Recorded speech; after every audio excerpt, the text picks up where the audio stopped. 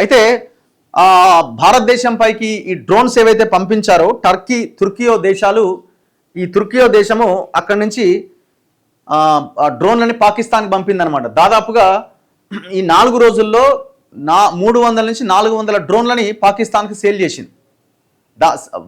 వాళ్ళని సేల్ చేయడమే కాదు, ఆ తుర్కియోకి సంబంధించిన 2 జవాన్లను కూడా వాళ్ళకి ఇస్తే వాళ్ళిద్దరిని భారత్ హతమార్చింది. ఇగో డ్రోన్లే కాదు, సైనికులను పంపిన తుర్కియో, భారత్పై దాడికి ఆ దేశం సహాయం. సింధూరులో 2 తుర్కియో సైనికుల మరణమే నిదర్శనం. మంచి చెడుల్లోనూ పాకిస్తాన్కు తోడుంటాం ఎర్డోగాన్. భారత్పై దాడి చేసేందుకు పాకిస్తాన్కు డ్రోన్లను ఇవ్వడంతో పాటు తమ దేశ సైనికులను కూడా తుర్కియో పంపిన విషయం బట్టబయలైంది. ఆపరేషన్ సింధూర్లో 2 తుర్కియో సైనికులు హతమయ్యారు. భారత్పై దాడి చేసేందుకు పాకిస్తాన్కు 350కి పైగా డ్రోన్లు ఇచ్చిన తుర్కియో సైనికులను కూడా పాకిస్తాన్కు పంపిందట.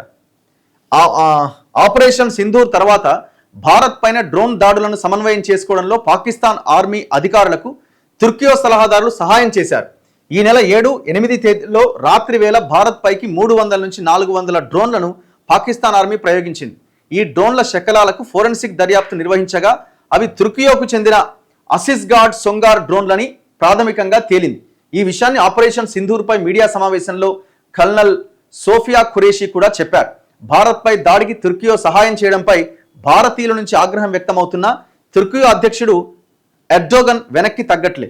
తాజాగా ఆయన బుధవారం పాకిస్తాన్కు మద్దతును పునరుద్ఘాటించారు. పాకిస్తాన్ను సోదర దేశంగా ఆయన ప్రస్తావించారు. మంచి చెడ్డ సమయాల్లోనూ పాకిస్తాన్ పక్షాన నిలబడతాం.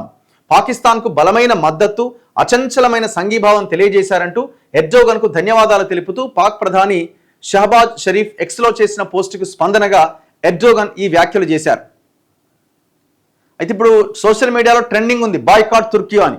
ఈ బాయ్కాట్ తుర్కియో అజర్బైజాన్ నిరసన దేశంలో ఊపందుకుంది. ఆపరేషన్ సింధూర్ సమయంలో పాకిస్తాన్కు మద్దతుగా నిలిచిన ఆ దేశాలపైన భారతీయులు ఆగ్రహం వ్యక్తం చేస్తున్నారు. పెహల్గాం దాడులకు ముందు ఆ 2 దేశాల్లో టూర్లకు సిద్ధపడ్డ భారతీయులు ఇప్పుడు ఆ ప్రయాణాలు రద్దు చేసుకుంటున్నారు. ఈ విషయాన్ని CNN న్యూస్ 18 ఛానల్తో మాట్లాడుతూ ఈజ్ మై ట్రిప్ సహ వ్యవస్థాపకుడు ప్రశాంత్ పిట్టి ధృవీకరించారు. తుర్కియోకు 22%, అజర్బైజాన్కు 30%కి పైగా తమ సంస్థ ద్వారా ట్రిప్పులు రద్దయినాయట. సో ఇట్లా పాకిస్తాన్కి వాళ్ళు సహాయం చేసిరనమాట.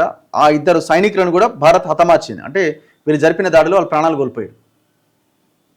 BSF జవాన్ పూర్ణం కుమార్ను భారత్కు అప్పగించిన పాకిస్తాన్.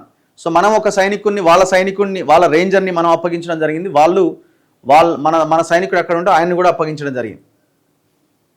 21 రోజుల తర్వాత BSF జవాన్ పూర్ణం కుమార్ షాను బుధవారం భారత్కు పాకిస్తాన్ అప్పగించింది. 10:30కి మన జవాన్ను అట్టారీ వాఘా సరిహద్దు వద్ద పాకిస్తాన్ రేంజర్లు BSFకు అప్పగించారు.